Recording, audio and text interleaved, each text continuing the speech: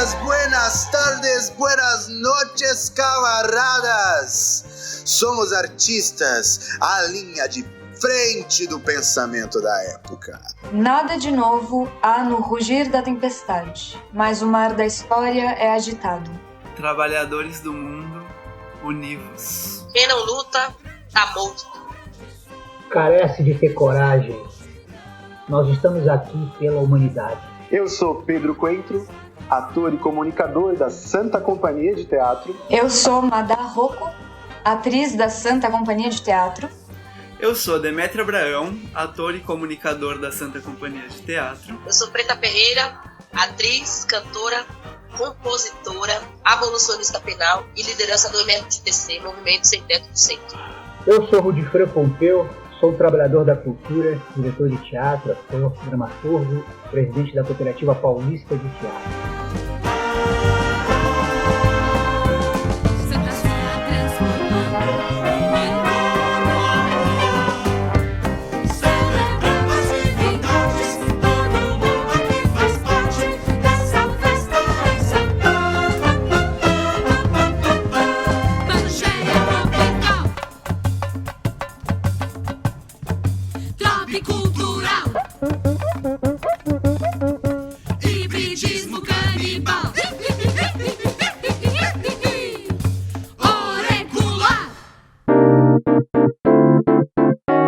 Obrigado pela presença de vocês aqui hoje. Eu me sinto muito honrado de estar diante de vocês para trocar essa ideia.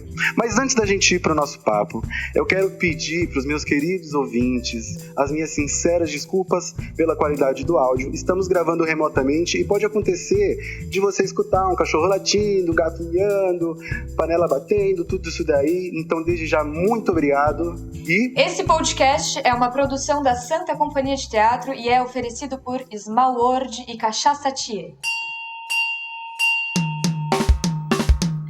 Pois é, meus amigos, caros ouvintes, a Cachaça Thier é parceira da Santa Companhia de Teatro e também realiza outros projetos culturais, como o palco na cidade de Analândia e a Galeria Thier, que fica na cachaçaria Macaúva Porto, na cidade de Porto, lá em Portugal. Compre já a sua Cachaça Thier Ouro, Prata ou Canelinha pelo site www.cachacathier.com.br e conheça essa maravilhosa cachaça que apoia a cultura. Nós, da Santa Companhia de Teatro, somos em 35 profissionais trabalhando com a cultura, o pedagógico e o meio ambiente. Conheça mais sobre o nosso trabalho no site www.santaciadeteatro.com e contribua com o nosso trabalho adquirindo uma camiseta, ecobag ou avental produzido por nós pela nossa lojinha, a Santinha, encontrada no Instagram como @asanta.loja. E para críticas, elogios ou cartinhas de amor, escreva para bendita.santacompanhia@gmail.com. Eu sou Luísa Abi e esse é o nosso podcast.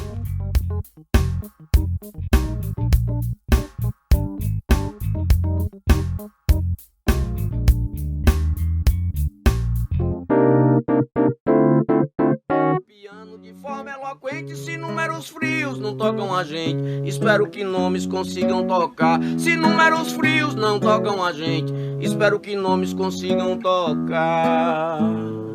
Há 40 anos, o mundo embarcava na aventura global hegemônica e neoliberal. Aqui no Brasil, a ditadura militar já ensaiava os primeiros passos rumo a uma outra ditadura, a financeira. A ordem, naquele momento, era de que o dinheiro estrangeiro, injetado na economia brasileira, serviria para engrenar a produção, criar empregos, fortalecer estados nacionais. E o discurso se fortaleceu com o tempo. O capitalismo assume e chafurda na sua verdadeira natureza, a exploração. Enquanto a economia é global, os estados continuam nacionais e competem entre si para atrair investimentos.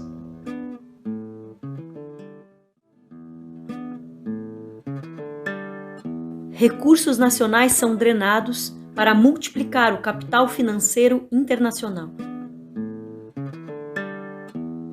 A verdade é que o ganho financeiro é bem maior que o ganho produtivo. Nesse jogo de ganância, muitos perdem. Empregos desaparecem. Hoje, o Brasil tem 100 milhões de trabalhadores, sendo que 40 milhões estão na economia informal. Estão todos desamparados e têm os seus direitos destituídos. A flexibilização só mascara a falácia de empresários de si mesmo. Elaine Cristina, grande para-atleta, fez 3 faculdades e ganhou medalha. Felipe Pedrosa. Esta é apenas uma parte do vídeo manifesto realizado pela Cooperativa Paulista de Teatro. A ficha técnica toda está aqui na nossa descrição. E também está aqui na nossa descrição o link para você assistir esse vídeo inteiro no YouTube. Desde já, meus agradecimentos para vocês, meus caros ouvintes, e bora para o episódio deste mês. Espero que nomes consigam tocar.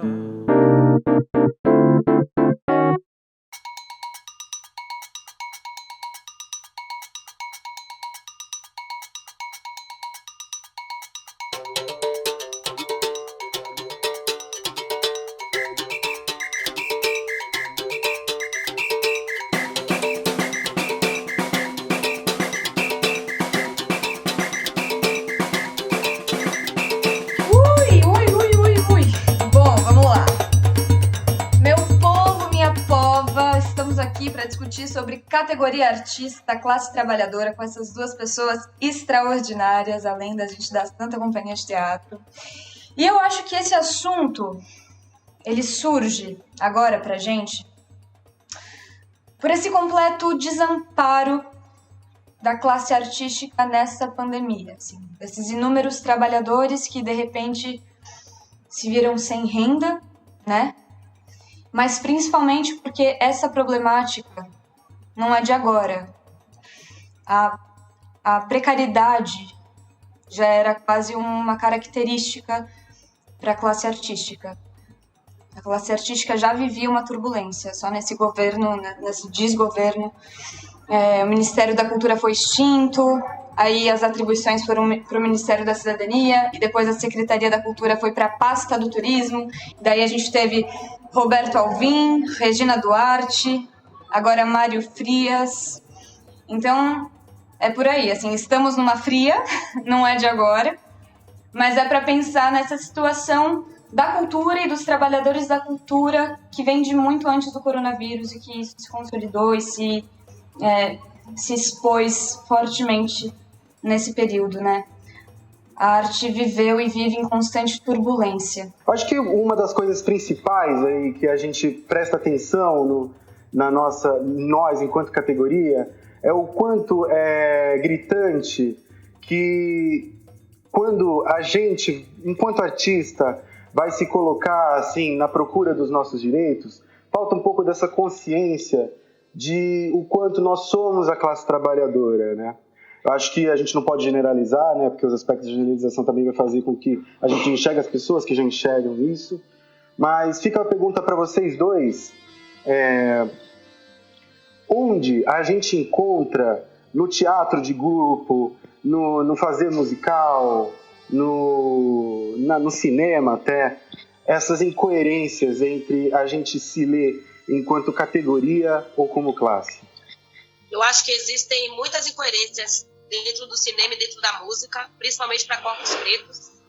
Existe aí uma seletividade, uma cota, né? Então, são muitos artistas que não têm aí o reconhecimento da sua arte, e muitos artistas dentro do cinema também, no audiovisual, que não tem espaço, porque a gente está falando de um meio totalmente racista, que é o cinema, que é um meio totalmente elitizado, ainda no pleno século XXI. Então, as limitações são muito grandes, né? Dentro da música, você não vê o artista independente ter muito sucesso, porque as músicas que esses artistas independentes fazem não são interessantes para esse comércio, né? Porque são músicas que tratam-se de salvar vidas. não são músicas vendáveis para manipular a população, mas são músicas que alertem a população sobre necropolítica, sobre racismo, sobre política de cota. Então, a música da população preta, do artista preto independente, fala muito sobre isso. Então, por isso que não é uma música interessante. E eu acho que tudo isso também dificulta bastante a visão que a sociedade tem e que muitas vezes os próprios artistas têm sobre si mesmo, de que aquilo que eles estão fazendo, que nós estamos fazendo, é um trabalho, né? Porque a partir do momento que não é cooptado pelo mercado, que não é vendável, como a Preta colocou, acaba sendo visto como algo que não é trabalho, né? Tipo, é arte, mas arte não é trabalho. Então, automaticamente você tá fora da classe trabalhadora, mesmo que na real você não esteja. Por muito tempo a gente não se denominou trabalhador, né? A gente sempre falou que nós éramos artistas. E sem colocar junto aí que artista também é trabalhador, né? É o trabalhador, principalmente porque trabalha duas vezes, né? Pra gente criar arte, a gente tem que trabalhar no nosso corpo, nossa mente. Então a gente trabalha muito para criar arte, né? Por isso que eu tenho dito que, para além de valorizar a arte, é necessário valorizar o artista. Eu diria, Preta, que tem uma coisa que eu acho que, primeiro, a gente está sempre um pouco na contramão do mercado, né? Do que está estabelecido, que é reconhecido como mercado. O mercado está sempre a serviço, né, do capital, está sempre a serviço, né, daquilo que é mais vendável, que é isso que a Preta falou, né? E, quer ver, essa coisa do racismo estrutural, por exemplo. Eu raramente levo uma batida da polícia, por exemplo, porque eu sou branco, né? Entende? E, obviamente, eu tenho mais chance no mercado do que meus companheiros pretos, né, e pretas. Porque é isso que está estabelecido como o mercado, né? Há pouco tempo que você começou a ver na propaganda na televisão com artistas pretos, né, e pretas. Pode ver, é simples de você detectar como isso é fato. E assim, e o tipo de trabalho que a gente desenvolve, aí eu coloco a coisa do teatro de grupo, né, também tem esse preconceito também entre nós. Também rola assim, um pouco mais, tem menos vagas, né, tem menos vagas para artistas de corpos pretos. Então assim, eu acho que a gente vive na contramão do que está estabelecido com o mercado. E por isso, talvez, que a gente seja tão perseguido. E a gente romantizou muito essa coisa do artista, durante muito tempo, né? Então, como se a gente fosse, os caras iluminados, né? Aqui em São Paulo mesmo. Eu lembro de discussões que tinha, vamos levar a cultura para a periferia. Como se na periferia não tivesse artista fazendo cultura. Quer dizer, nós somos os iluministas, tá ligado? A gente vai lá, chegou os gênios aí, e normalmente brancos, né? Pode ver, gente. É surreal, né? Pegando do que o Rudy falou, assim, de ir na contramão, né? Tem duas coisas que me chamam muita atenção. A primeira, que tem a ver até com o que você disse, Pedro, os artistas terem essa certa dificuldade de se entender quanto trabalhadores, né? Isso bem por muitos aspectos, também porque a gente tem um sindicato muito problemático, assim, eu arriscaria dizer quase patronal, assim. E por outro lado a gente tem essa rede de coletivos, essas cooperativas, como a Cooperativa Paulista de Teatro. E aí eu estava assistindo uma live agora de uma professora da Unirio, Viviane Narvai, e ela problematiza isso. Ela coloca assim, essa escassez de recurso, né? Essa escassez de financiamento, coisa e tal, faz com que a gente se debruce por cada vez mais política pública, por cada vez mais financiamento, e a gente esquece um pouco de que somos artistas e de lutar por direitos como trabalhadores, assim. Ela coloca isso em pauta e eu acho muito interessante. E aí, pegando o que o Rudy disse, eu fico pensando, a precarização, a exploração, que é a natureza do sistema capitalista, né? Ela existe sobre qualquer trabalhador do nosso país. Ponto final. Agora, se ela já existe para qualquer categoria de trabalhadores, levando em consideração que a arte é carregada de conteúdo ideológico, né? A arte é questionadora e provocativa por essência, assim. Eu fico pensando, se o trabalho já é precarizado para os que se dizem capitalistas, imaginem para os que tentam agir e existir num viés anticapitalista. É louco, né? Porque se você pensar que a primeira bandeira que Bolsonaro levanta contra os artistas é que nós somos todos mamadores da Lei Rouanet, né? Então, assim, esse tipo de... Ele não tem a menor ideia do que é a Lei Rouanet. Eu, por exemplo, fui sempre contra a Lei Rouanet, né? Por quê? Porque nós, os artistas independentes, os caras, a gente passou anos tentando derrubar essa lei, no sentido de que ela, na verdade, é uma lei cheia de anomalias, cheia de problemas, que ela dá o direito ao dono da empresa a dizer o que é cultura e o que não é cultura, entende? Porque sei lá, entre eu e o Antônio Fagundes, quem vocês acham que o Banco Bradesco vai apoiar com dinheiro para fazer uma peça de teatro? Antônio. Evidente, eu já tá, né? Sem contar que você pega um governo como esse, que é o governo Bolsonaro, né? A primeira coisa que ele faz é evidente, ele vai colocar uma fascista, uma racista, uma doida como a doida não, porque doida é uma coisa bastante, como a Regina Duarte lá. Daí, a gente acaba caindo na esparrela de perguntar, por exemplo, aí tem a ver um pouco com o que você falou no começo, Amanda. Para nós, no fundo, do meu ponto de vista político, né, pouco me importa quem está nesse governo Bolsonaro como secretário de Cultura, porque todos eles são da mesma laia, são todos fascistas, racistas. Então, na verdade, a gente nem devia sequer se preocupar com isso. Por quê? Porque senão a gente legitima esse tipo de gente. Então, na verdade, né, quando houve esse manifesto aí, cadê Regina e tal, eu falei, mano, cadê Regina? Pouco importa onde está Regina. Porque podia ser qualquer um nesse governo. Está a serviço de uma proposta excludente. Está a serviço de uma proposta que quer nos apagar da história. Não quer ter uma companhia como a de vocês. Quando eu assisti a peça de vocês, lá no Teatro de Container, por exemplo, aquele trabalho que eu assisti lá, eu esqueci o nome da peça, mas é... Calma aí, você tá falando de Cora? Cora. Por exemplo, uma peça como essa, na cabeça de um Bolsonaro, você entendeu? Vocês iam ser fuzilados todos, entendeu? Por aquilo que vocês estavam pregando ali. Percebe? Sim. Porque ele jamais vai compreender, né, a capacidade que o teatro, que a arte tem de reflexão. Jamais vai compreender. Não faz parte, não é da natureza dele. A natureza dele é nos apagar da história, é nos matar. Ele é uma proposta de necropolítica. Ele é uma proposta. Ele representa a morte. E nós, ao contrário, nós somos a vida. Nós somos uma outra coisa.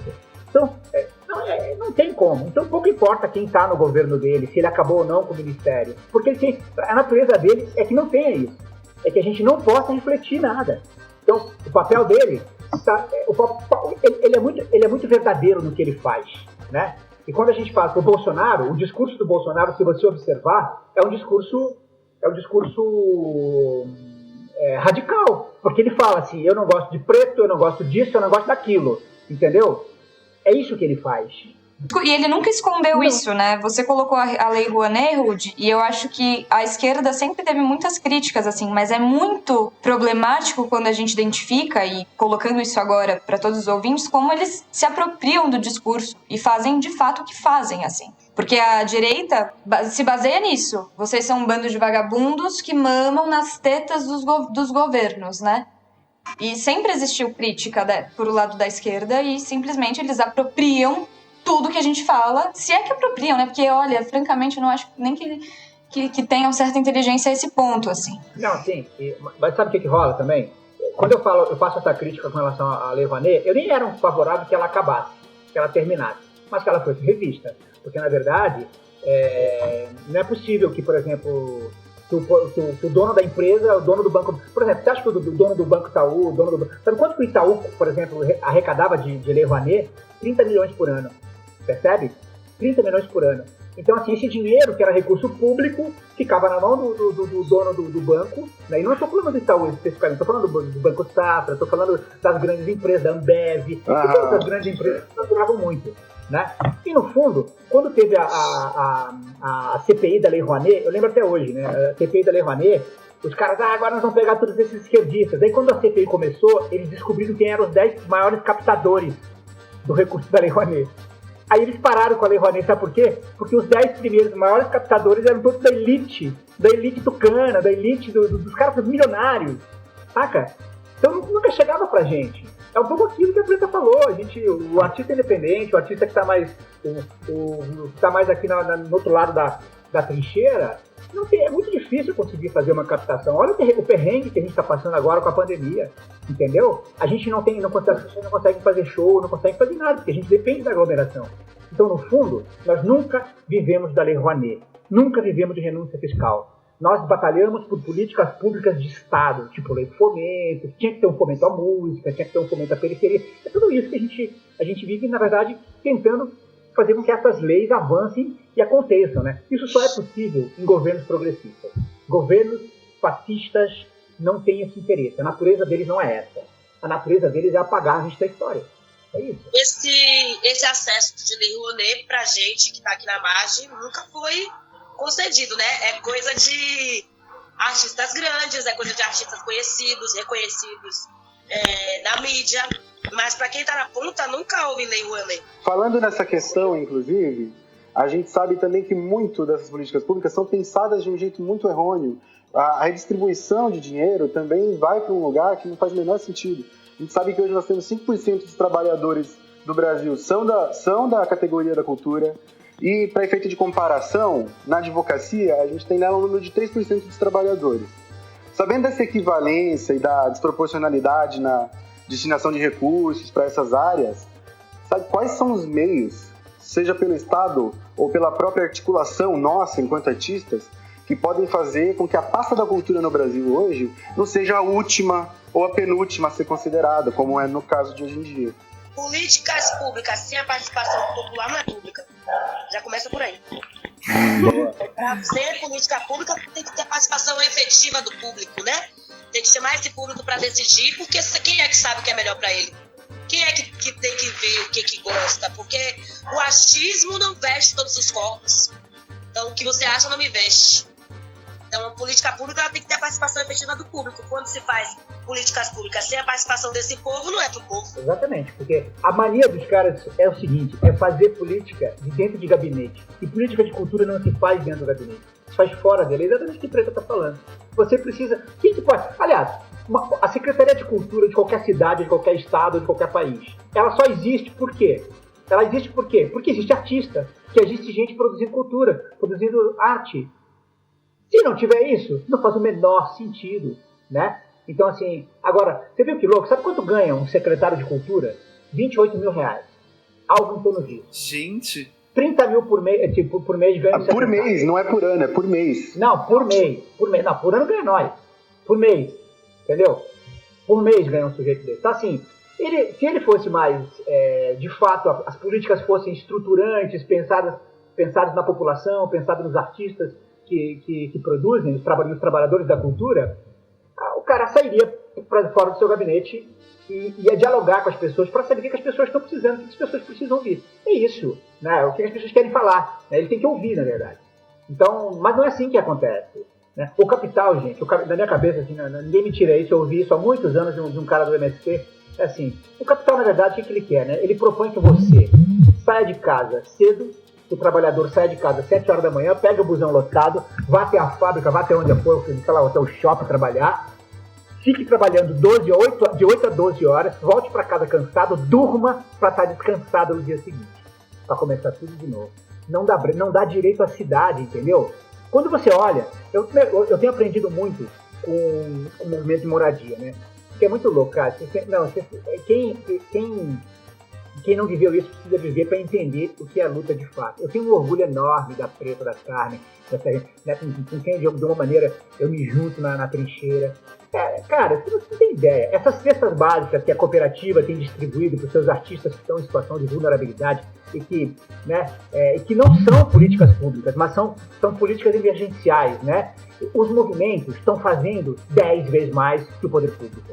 Percebe? O poder público usa isso, às vezes, como política pública, enquanto que o movimento, ao contrário, entende?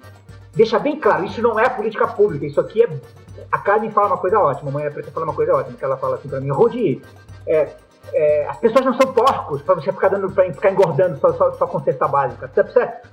A pessoa precisa ter dinheiro pra comprar o gás, pra ter internet, pra ter direito à cidade, certíssimo, não é? Fala se não é.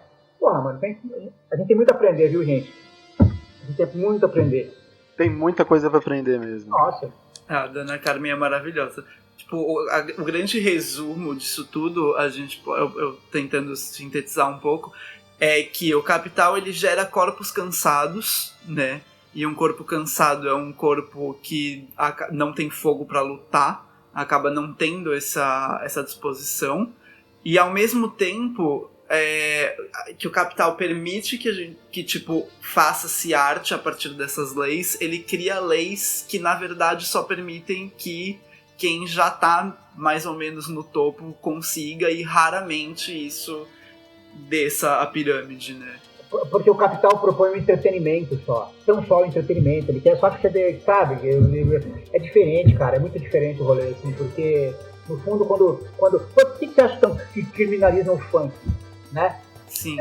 E olha que eu tenho muitas questões, mas é isso. É o tempo todo criminalizando o hip hop, criminalizando o funk, criminalizando o samba, as culturas que vêm das periferias, por exemplo, né? Pra eles é tudo, não à toa. Bota em meio a polícia baixa para matar as pessoas. É isso que a polícia faz. É isso que o capital propõe, né? Não existe... É muito difícil, não existe reflexão, né, do ponto de vista de governo fascista. Governo fascista quer o teu fim, tem que botar isso na cabeça, ele quer acabar com você. Né? Não tem lógica, mas tem lógica no pensamento deles, entende? Para nós, a gente fica horrorizado com isso. Quando que, na verdade, a gente devia entender que a natureza dos caras é essa, né? A natureza deles é essa. Eu acho que esses acessos que são negados à população, né? Como a gente vê que as leis no Brasil, elas se deu justamente, que foram criadas por homens brancos, elas foram criadas justamente para punir, vigiar e matar a população preta por causa da cultura da religião de matriz africana e por causa da capoeira, né? Então, tudo começa na destruição da cultura, com essa falsa libertação dos escravos, e aí vem as faltas de seus acessos constitucionais negados, de direitos constitucionais negados, e a cultura é um desses direitos, né? Tudo começou por ela. Já cantava Mangueira, né? Desde 1500 tem mais invasão do que descobrimento.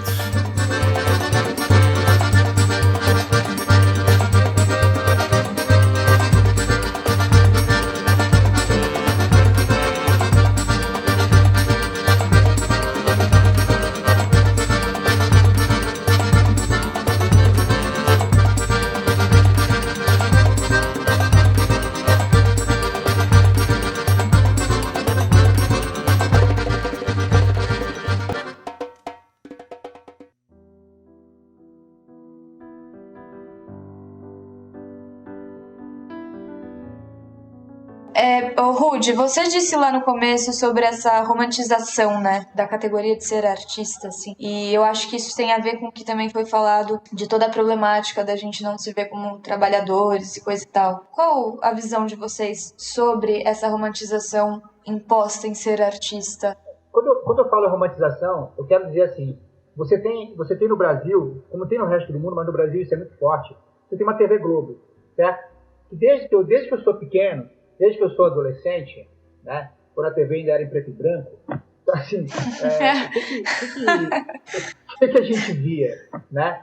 A gente via sempre a propaganda dos artistas, normalmente brancos, né? Tipo, isso de uma certa forma foi entrando no imaginário das pessoas, foi criando uma narrativa de que os artistas, na verdade, eram aqueles que faziam televisão. Na minha família tem gente, eu tenho um tio, por exemplo, que sempre faz tempo que eu não cruzo com ele, porque faz muito tempo que eu não volto para o sul, mas eu sou do extremo do Brasil, né? Então, assim, que é um lugar fascista, que é um lugar racista, lá eu acho que é o lugar mais barra pesada nesse sentido, né? Preconceituosos e tal. Talvez seja por isso que eu tô aqui. Então, assim, o que rola? Sempre tem um tio que chega pra você, e aí, Rude, quando que vão fazer uma novela na Globo? Quando é que vão fazer? Você entendeu? A visão de artista. Quando é que eu vou te ver na Globo, né?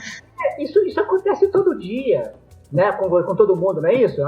Então, assim, quando você decide fazer arte, teatro, sei lá o quê, qualquer coisa, você, na sua família, já é uma decisão política, já é um ato político. Você está num enfrentamento, né? Porque as pessoas querem que você Você precisa fazer alguma coisa que dê dinheiro, é a primeira coisa, né? Que as pessoas falam. Porque sempre o poder...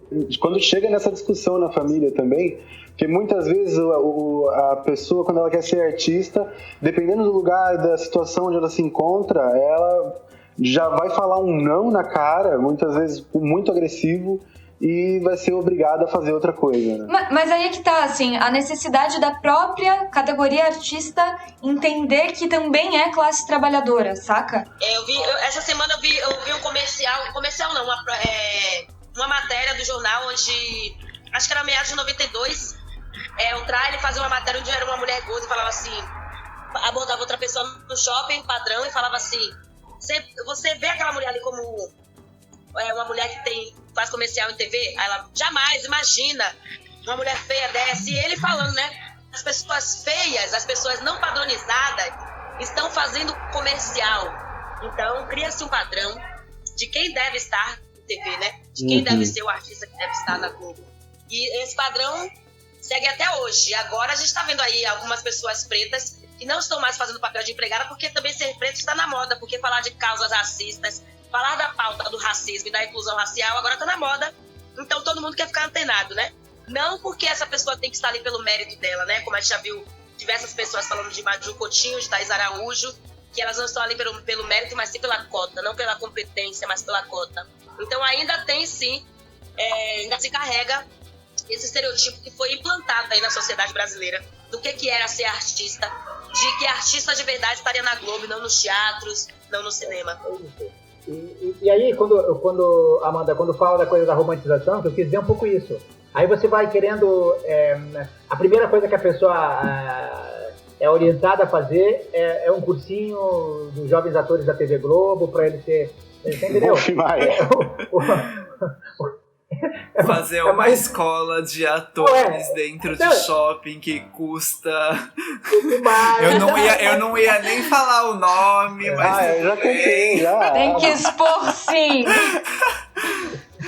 Dentro de shopping que custa mais do que, né, as escolas de elite de São Paulo, mas tudo bem. Pois é, você vai na periferia, tem diversos atores, né? Tem diversos artistas aí que, por vocação, fizeram uma escola que é um baita ator, uma baita atriz. E muitas vezes muito mais bem instrumentalizados, né, do que quem tá nesses lugares. Muito, muito. Por isso que eu acho que tem essa coisa do teatro, do movimento de teatro de grupo, que dentro desse...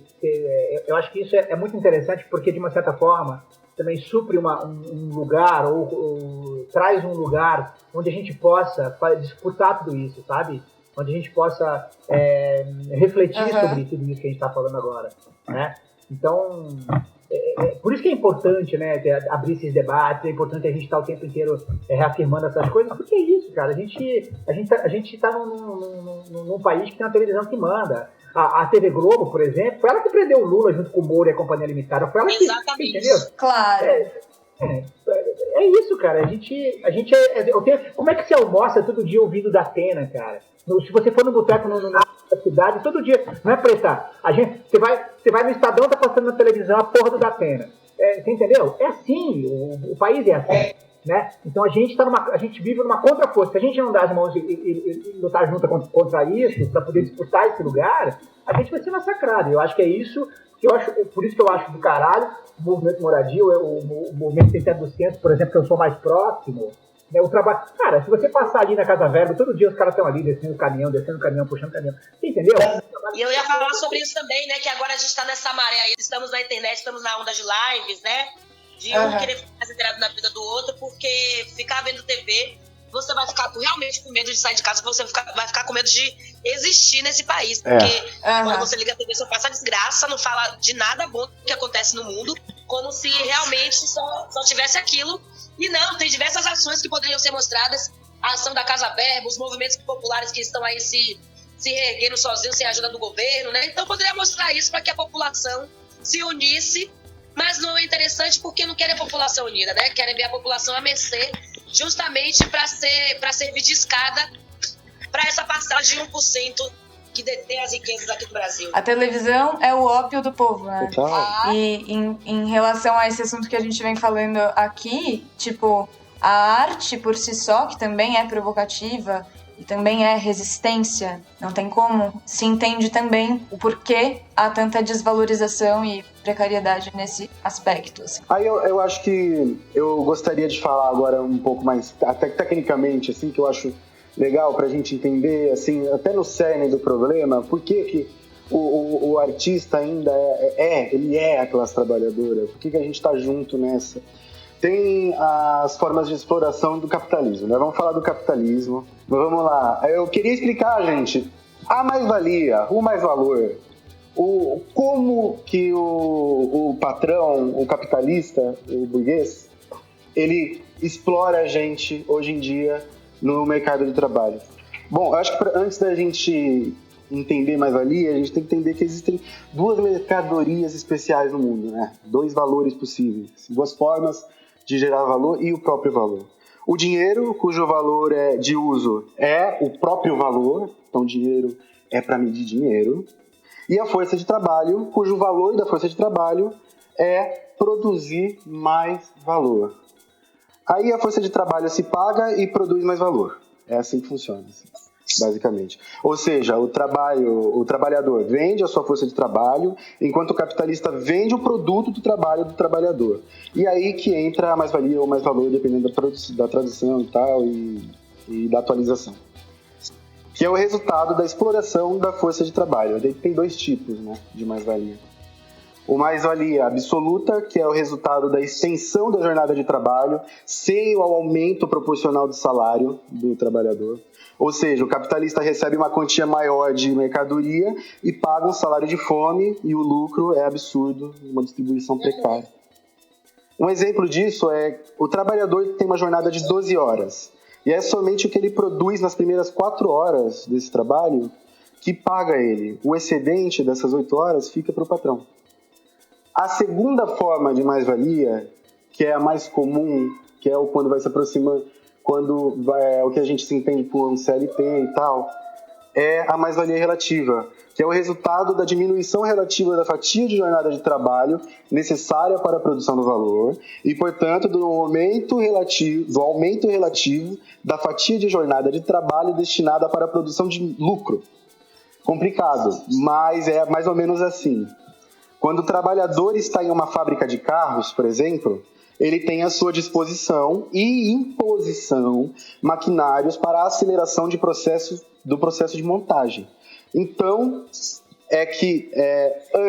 o que antes ele levaria 12, 16 horas para produzir, ele começa a produzir em 3, porque tem todo esse esquema de trabalho, de montagem. E aí, o resto desse excedente, ele recebe por menos dessas 3 horas, porque ainda existe absoluta dentro da relativa, e o resto do excedente vira lucro. E aí tem o negócio de oferecer cesta de trabalho, né, que é o VT, VR, etc., mas muitas vezes ligadas a outras empresas, o que faz o lucro ficar girando e ser um esquema Godzilla de pirâmides. Né? Em países mais preocupados com o cidadão, que não é o caso do Brasil, existem cestas de trabalho, né, que também compreende o lazer e a saúde. Não é o caso do Brasil. A gente não compreende o lazer e a saúde, o lazer e o trabalho, ou o lazer e a saúde, quando muitas vezes, né, tem empresas que fornecem lá plano de saúde e tal, mas nunca o lazer. Nunca se compreende o lazer como uma função primordial do ser humano também. Desse período de ócio, né, se a gente for falar mais antropofagicamente, que a gente precisa para se desenvolver enquanto humanidade, né, produzir o que a gente chama de incomensurável. É o que eu falei lá atrás.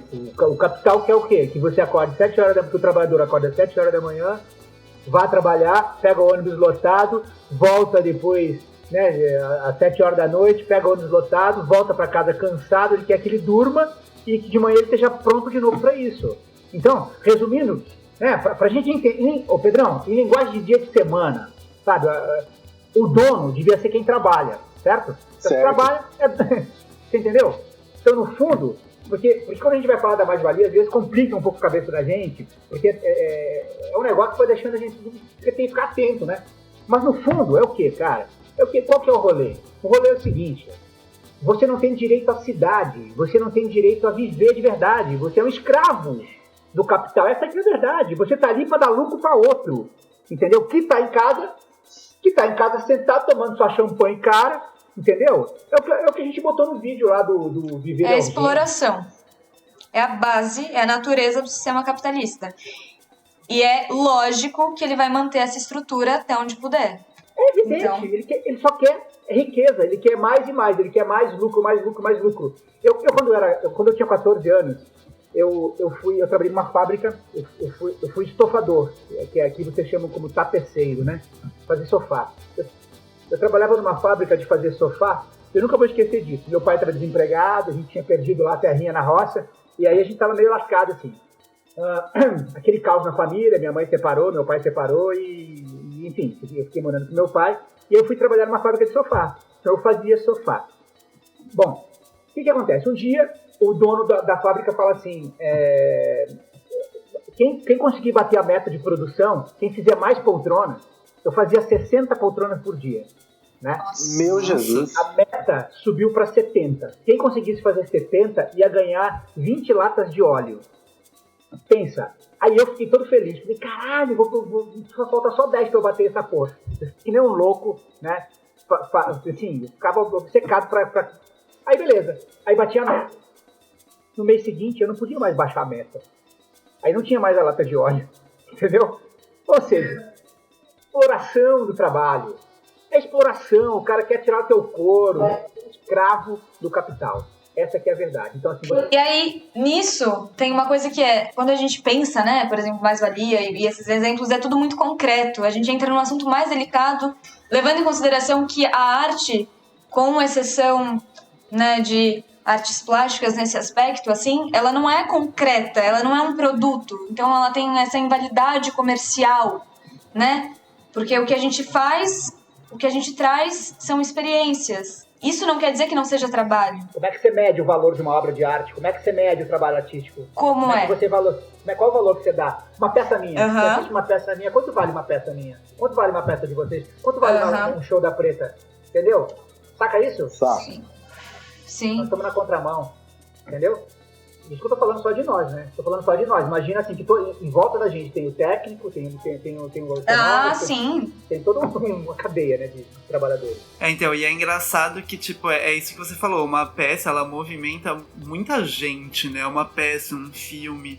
Eu não vou falar muito pela questão da música, porque eu não entendo muito. A música também, porque são diversas pessoas atrás, são diversas camadas, né? Então, o cinema, tipo, um set de filmagem é mais de 30 pessoas. Teatro também, são muitas pessoas. A música também. Tem o técnico de som, tem quem compõe, tem quem passa a melodia, tem quem toque, então são muitas camadas. Então, e aí então são áreas que envolvem muita gente e muito trabalho humano mesmo, né? Coisa que a gente tem que fazer muito. E quando você convida as pessoas para verem uma peça ou um filme seu, ou até ouvir a música no Spotify, é muito comum a gente ouvir, tipo, quanto é? E você fala, pô, a inteira é 20, a meia é 10, e as pessoas falam, pô, R$20, sabe? Tipo, caraca, vou ter que ver. Mas a assinatura do Spotify é tipo R$15, tipo... E aí você fica tipo, mas você paga muito mais grana por um negócio que foi feito em muito menos tempo, por muito menos gente, e vale muito menos do que você pagou, só que você pagou super feliz. E aí, tipo, essa peça que a gente se matou pra fazer, você não quer pagar R$20 pra ver, sabe? Tipo, existe uma... Não sei se é desvalorização, mas não, é desvalorização. É um parâmetro completamente desregulado nesse sentido, né? E que eu acho que está diretamente conectado com o fato de que as pessoas não entendem o que a gente faz como trabalho. Ainda não entendem a arte e cultura como prioridade do Estado. Compreende? Nós somos tão importantes. Não é, Preta? Nós somos tão importantes quanto moradia, quanto saúde, quanto educação, quanto segurança. Você entende? Porque essas pessoas nunca tiveram acesso a isso, né? Então não tem como entender.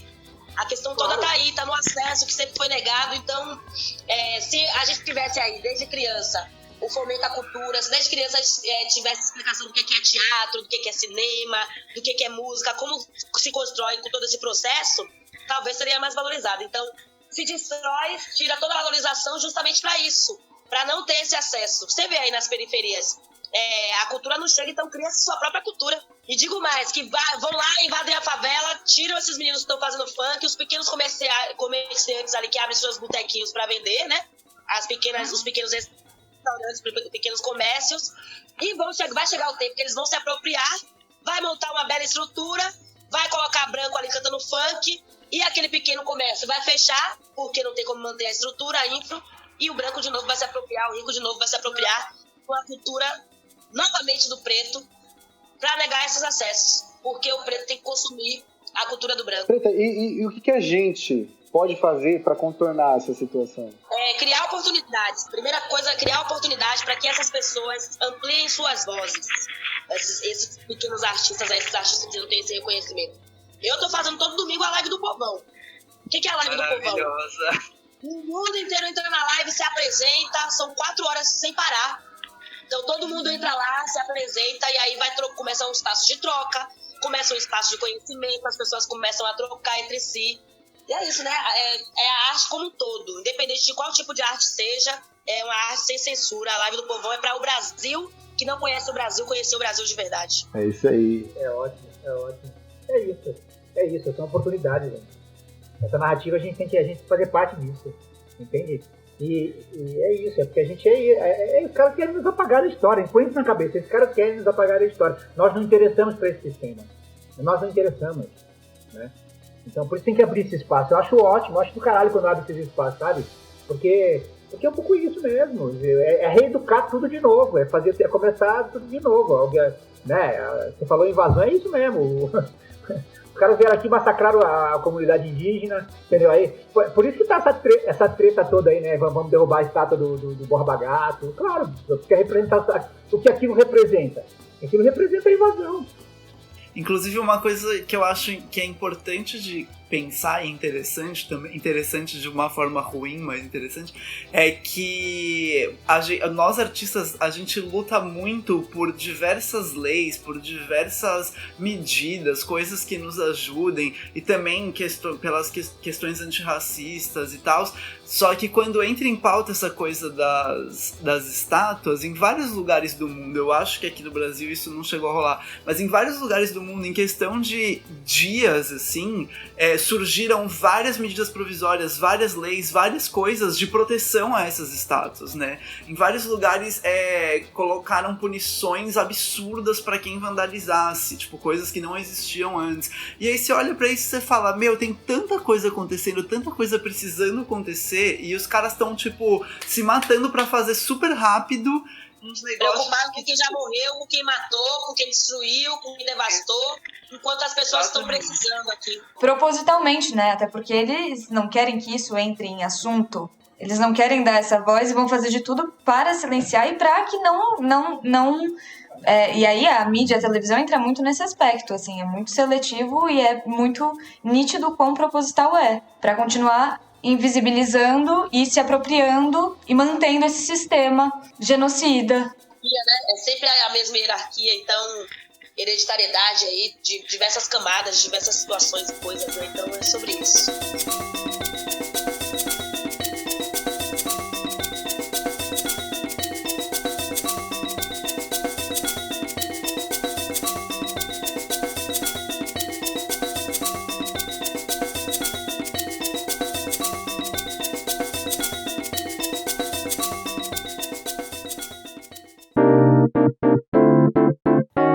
Preta, eu queria te fazer uma pergunta direta, específica. Você tá solteira, você tá namorando, é o quê? Na verdade peraí, mas pode falar também se você quiser, assim. Eu estou fazendo carreira solo, participações especiais.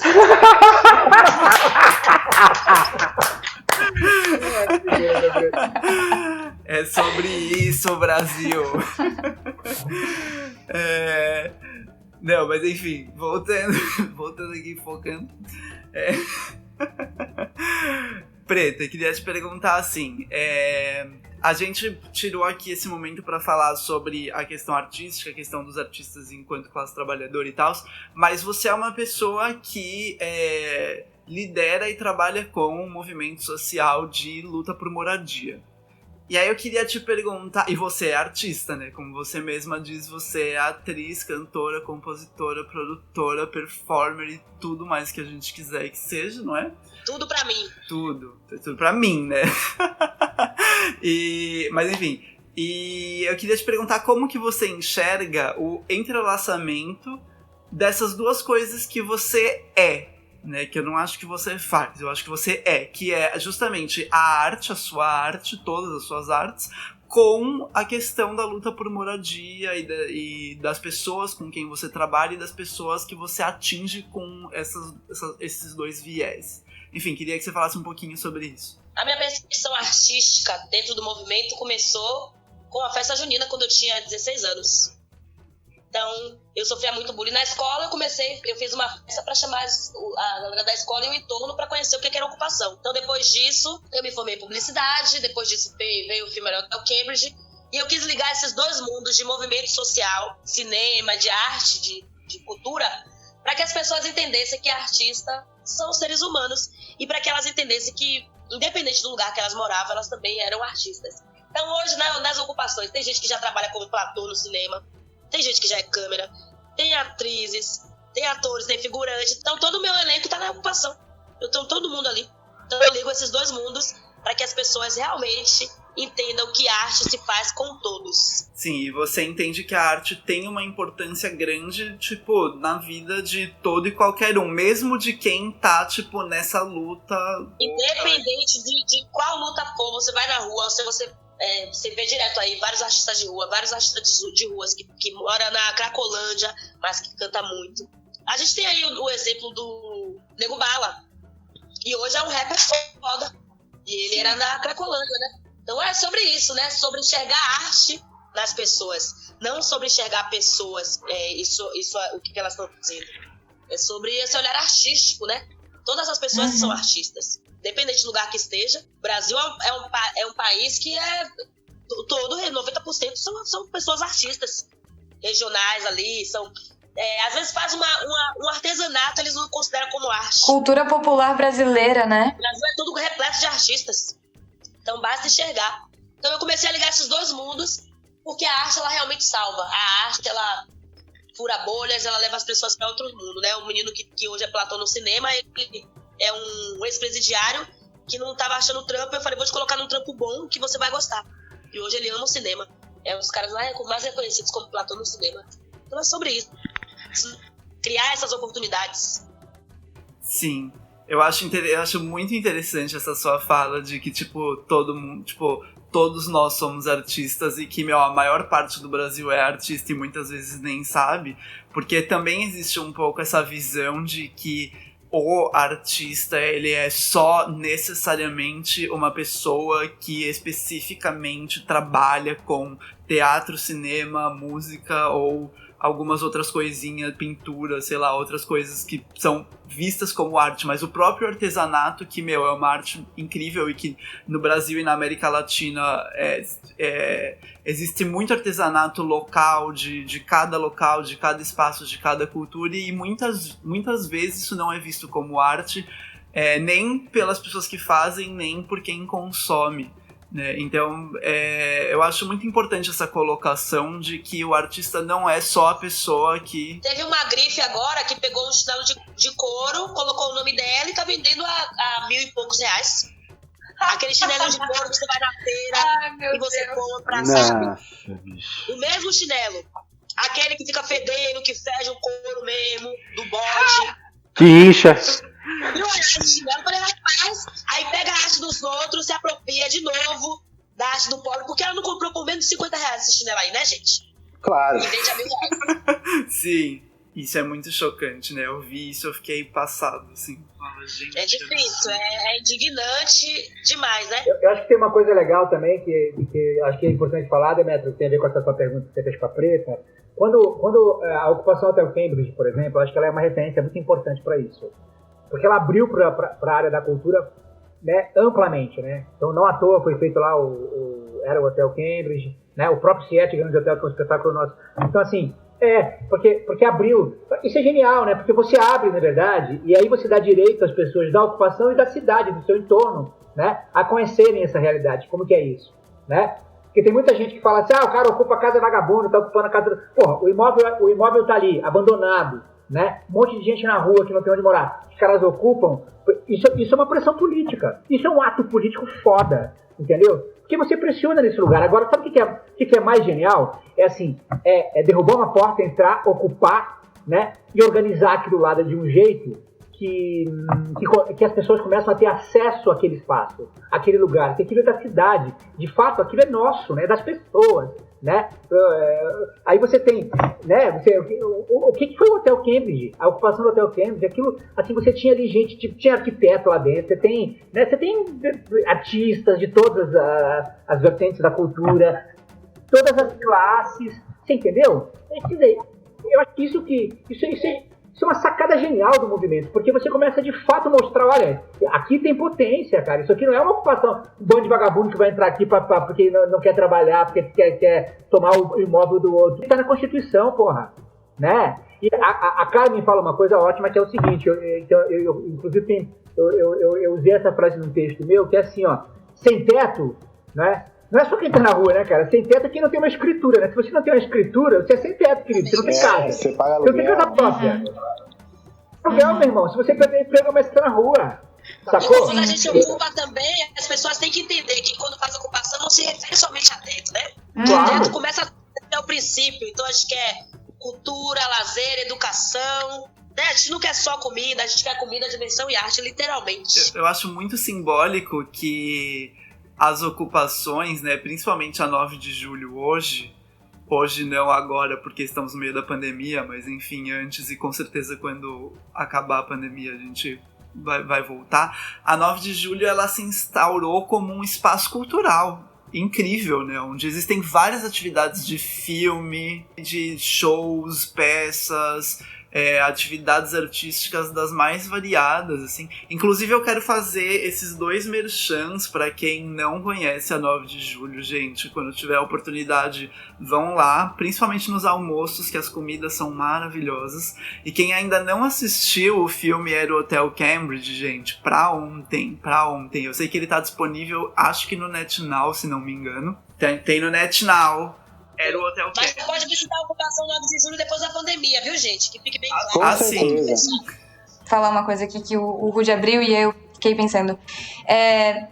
Pensando em política pública, assim, e na esquerda, nesse aspecto maior de partidos e coisa e tal, eu acho que se faz muito necessária, né? E a gente luta muito para isso, para que essa esquerda, grande partidária, que atua politicamente dentro do Congresso, entenda a importância da arte filiada à luta política, sabe? Que é o que acontece quando existe o filme Era o Hotel Cambridge, que se expõe. Então, eu acho que esses desdobramentos todos, assim, e todas essas conversas, elas lutam também por esse respaldo político nesse aspecto, né? Porque andam junto. E aí vem todo aquele assunto da desvalorização da arte e do porquê que ela não tem um certo respaldo, estrutura e coisa e tal coisa. A gente sempre teve problemas na área da cultura, né? Porque sempre foi reconhecido a parte da cultura nos governos, mesmo nos governos progressistas, é que eles avançaram muito mais no Lula, quando o Gilberto Gil era ministro. Acho que ali teve um avanço muito grande, né, da ocupação dos espaços. Mas eu acho que também tem que ter um momento em que o povo precisa ocupar os espaços de poder, os espaços de decisão, sabe assim? Então é importante que tenha gente no parlamento, sabe? É isso, cara.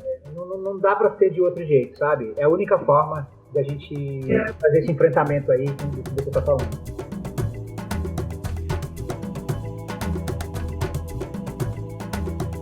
Antes de a gente voltar aqui para se despedir, eu queria falar que agora tem a leitura de e-mails e de comentários da Santa Cine, tudo do Bendita este podcast. Voltamos já já.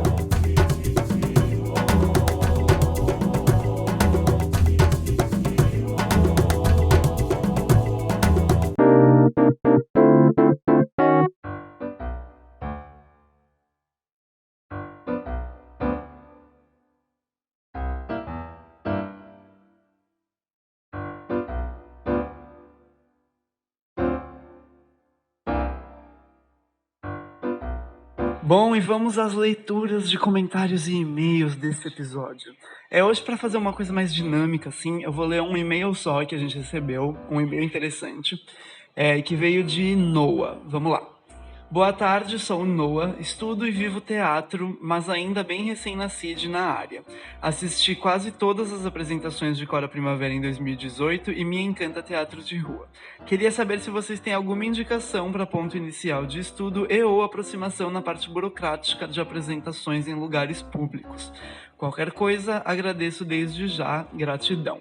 Bom, primeiramente eu quero agradecer Noah por ter ido assistir Cora várias vezes. A gente sabe que Cora teve um público que assistiu a peça várias vezes e é muito gratificante pra gente, é muito gostoso a gente saber que a peça atingiu tantas pessoas de forma tão forte, a ponto das pessoas voltarem e voltarem e voltarem e voltarem. Então, já fica aí o agradecimento. Sobre a resposta em si do e-mail, eu já vou adiantar aqui que eu não sou a pessoa ideal para responder isso, porque eu nunca estive na produção da Santa Companhia. Eu sempre fui ator e comunicador, e na época de Cora eu era só ator, então eu estava super por fora das questões de produção, do que a galera estava fazendo. O que eu vou adiantar é que, para você fazer uma apresentação de teatro de rua, você precisa ir na prefeitura e protocolar um pedido de uso daquele espaço. No nosso caso, da Praça dos Arcos.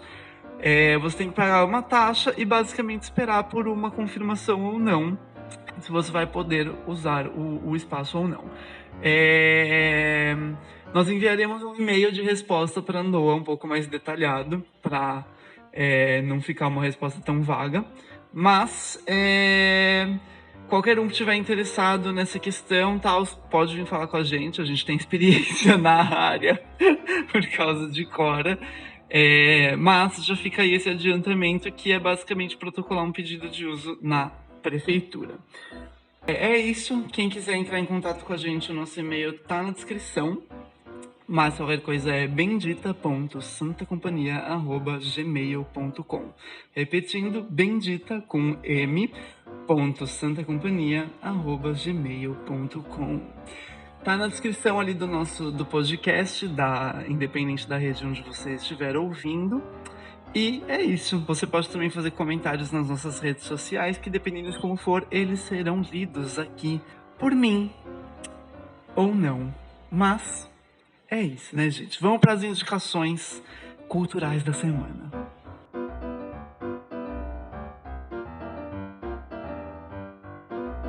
Bom, para as indicações desse episódio eu vou mudar, não vou mais falar de filme, vamos falar o quê? De livro. Eu quero começar indicando um livro que o Chico, que é da banda da Santa Companhia, a Manga Régia, ajudou a construir. O livro se chama Sustentabilidades, Gestão Pública e Hortas Escolares, Perspectivas diante da crise socioambiental. Bom, o próprio título do livro já diz tudo, não é? E o interessante é que o e-book do livro está disponível para download gratuito na internet. Eu já falo o site. O livro foi organizado por 4 biólogos formados pela USP, partindo da temática das hortas escolares. Tem o objetivo de amplificar as múltiplas vozes no debate sobre os temas em educação, gestão e sustentabilidade. Ele foi produzido a partir das trajetórias de profissionais dedicados com a sustentabilidade e educação. O livro está disponível no site Grupo Hortas BioUSP.wix site wixsite.com/hortas. Você pode entrar lá, fazer o download, tem o material todo da pesquisa junto com o e-book. E bora falar sobre sustentabilidade, hortas escolares e tudo, etc. Porque o quê? Estamos precisando, né, meus amores? Estamos sim. O segundo livro que eu quero indicar aqui, já que a gente teve esse episódio maravilhoso com Preta Ferreira, que está para lançar o livro dela pela Boitempo. Não é um livro, na verdade, são 2. São 2 livros da Angela Davis, que são muito conhecidos. A Angela Davis é muito conhecida, mas eu acho que é importante a gente falar sobre, não é mesmo? Os 2 livros dela, assim como o da Preta, saíram pela Boitempo e você consegue encontrar no site deles, assim como no site de algumas livrarias. Mas é sempre válido dizer que, comprando direto do site das editoras, nós apoiamos, né, às próprias editoras, mais do que comprando por algumas livrarias. E se formos comprar por sites de livrarias, é interessante apoiar os pequenos negócios, as pequenas livrarias, né? E também evitar usar sites grandes de venda e revenda, como aquele famoso, assim, que tem um grande bilionário como CEO, que está escravizando pessoas no século XXI e enriquecendo mais de 10 bilhões por semana durante a pandemia, não é mesmo? Sim, vamos evitar.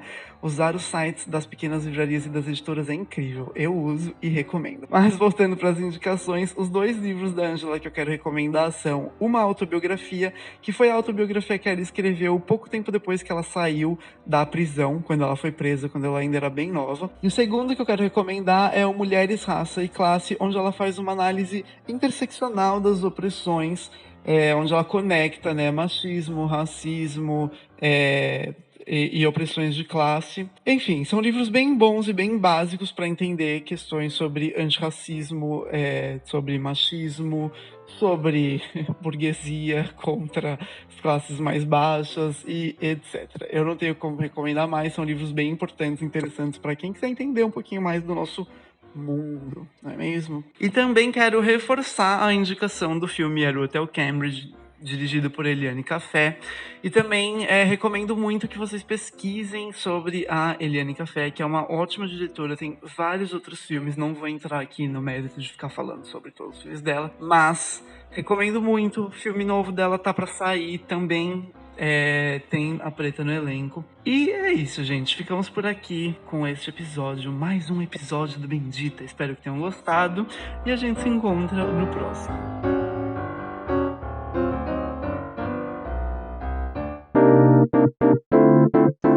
Sessão de arrobas. Vamos para sessões de arrobas? Agora a gente faz só o merchan dos nossos Instagrams também. Preta, tem que fazer do seu. Meu Instagram é Preta Ferreira.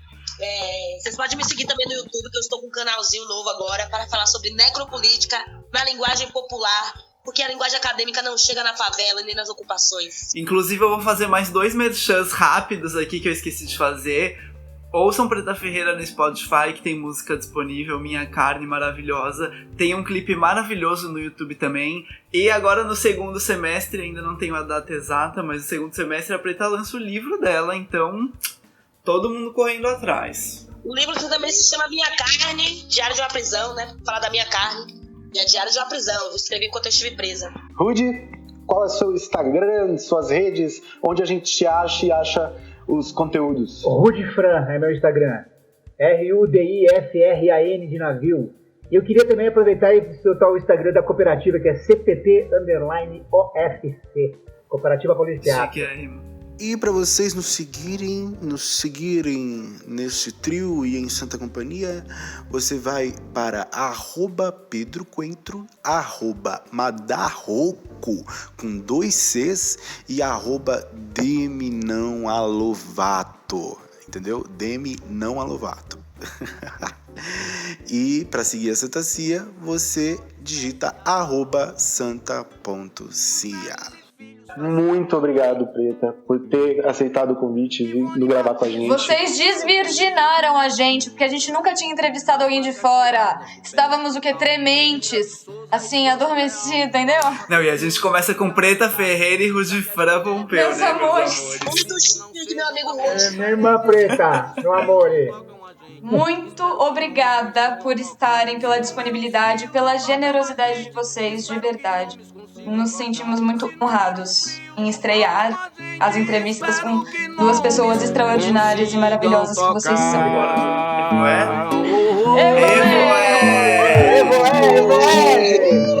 Merda pra todo mundo, merda. O bicho amagaçando de que o babo, o manga de se gamane, chama o. Inúmeros frios não tocam a gente. Espero que nos consigam tocar. É preciso celebrar a vida em toda a sua pujança e diversidade. Viver é urgente.